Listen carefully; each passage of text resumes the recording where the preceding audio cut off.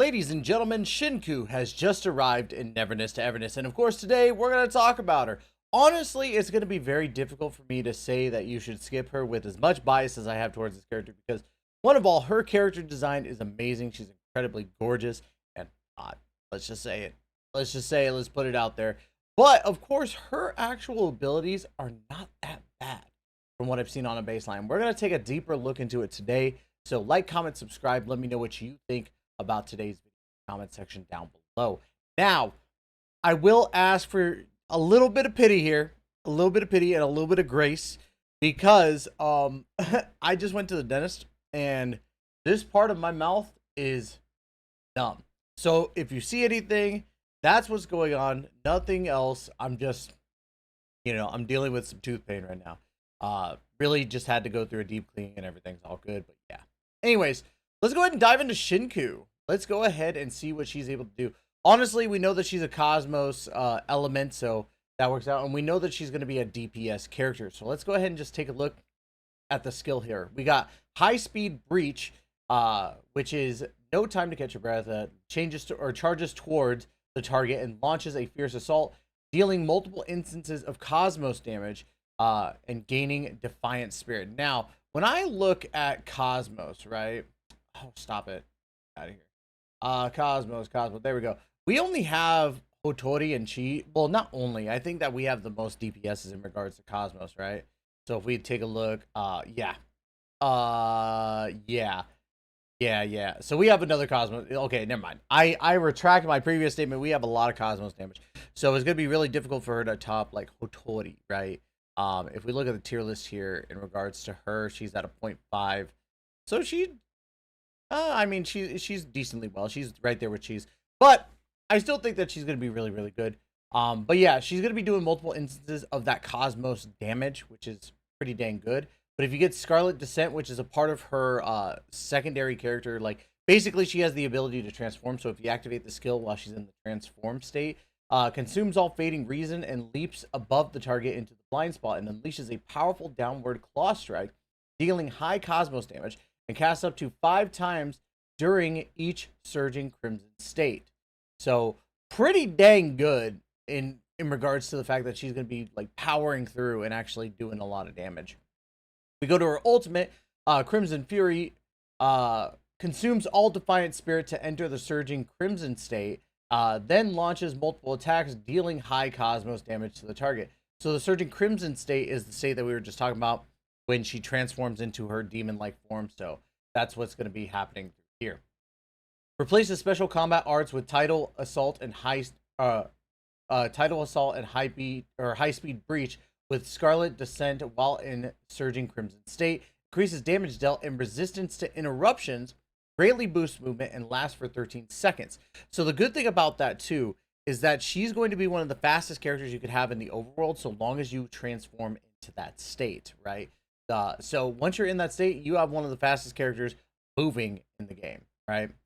Hold dodge while moving to partially release her Esper ability and greatly boost movement. This is exactly what I was talking about right here, right? You hold the dodge and you're able to transform and use her like actual movement to go fast.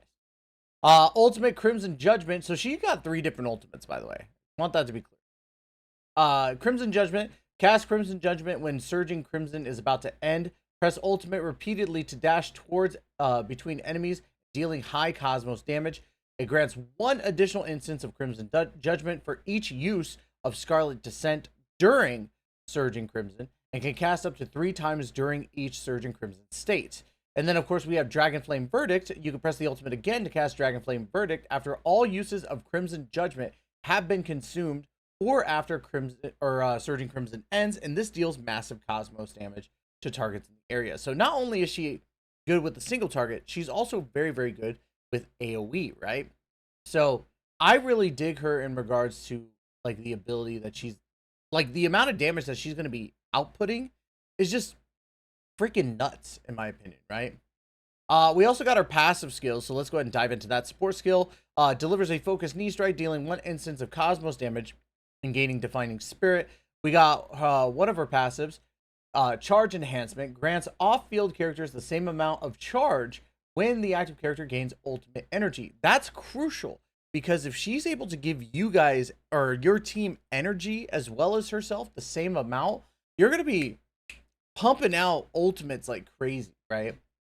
When Shinku is active and in the charge state, each trigger deals AoE damage equal to 400% of her attack, scales on basic attack level, reaching 863.6% at level 100, and increases her attack by 5% for 30 seconds, up to 10 stacks. So she could boost her attack by 50%, and that's already crazy to me. But the fact that she's also giving that energy to your team is really, really good. And then you also have her Wrath Scale passive, increases ultimate damage against non-boss enemies by 50%, which, to be fair, you're not going to be fighting a lot of bosses with her. She's more AoE than anything else because of how explosive her damage is in general.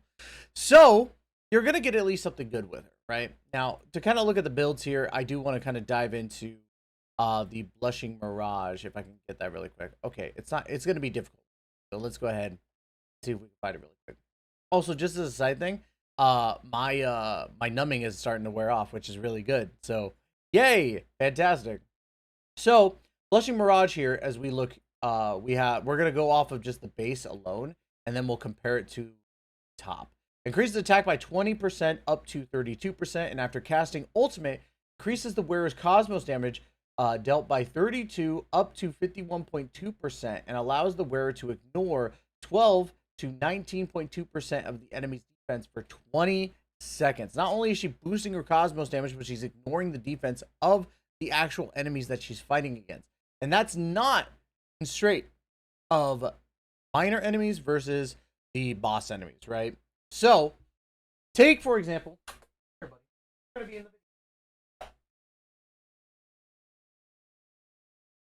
this is JC. This is my roommate's dog, right? So JC here is a small enemy, right? Not really a small enemy, are you, buddy? So JC is going to probably get dealt a lot more damage in regards to Shinku, because Shinku does have that ability that we were just talking about in regards to her kit. If we go right here, 50% damage. So he's going to take a little bit more damage. I'm sorry, buddy. You're a little bit smaller than me. I know. But for me, if I was a boss character, I'm still going to deal with the fact that this Raging Mirage here, right?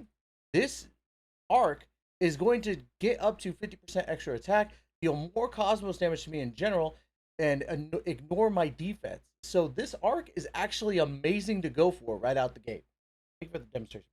Love you. All right. Boy. So with that, I feel it's a no-brainer to go for this arc for sure, especially for like any cosmos damage character, right? Like that's already insane for cosmos damage. And if they're focused on ultimates, I see no problem with going for that arc for anything. Do I think you should go for Shinku as well? I'm a little bit biased. I'm going to say yes. I think that Shinku is actually a really, really good DPS in general. Do I think that she's better in regards to like overall damage comparatively to Cheese and Otori? That remains to be seen. And the reason why I'm saying that is because Cheese is able to dish out a lot of damage due to her ultimate in combination with her skills. And Hotori's ability to just damage outright by freezing the enemy in place and just constantly hitting is already a plus. With her, with Shinku, the ultimate damage is insane with her. So I think that Shinku is a great asset to any team that you have in Neverness to Everness. So my verdict is yes, I think you should be summoning. That's just my take on it. But I would like to know your takes down in the comment section below. Let me know what you think about Shinku, because really I think that she's fantastic. Don't forget to check out GamerSupps. Use code Tyson for 10% off. Gluten-free, keto-friendly energy, great for the soul. I always have something. I have a tower of these, by the way. You see the amount of cups in the background. You see the stuff on the side here. I love this product. I shill it. And if you help me out, I'm telling you, you're not going to be disappointed with what comes next. Anyways, y'all, that's going to be it. Love you guys to death. And as always, we will catch you in the next video. Please take care. Be safe.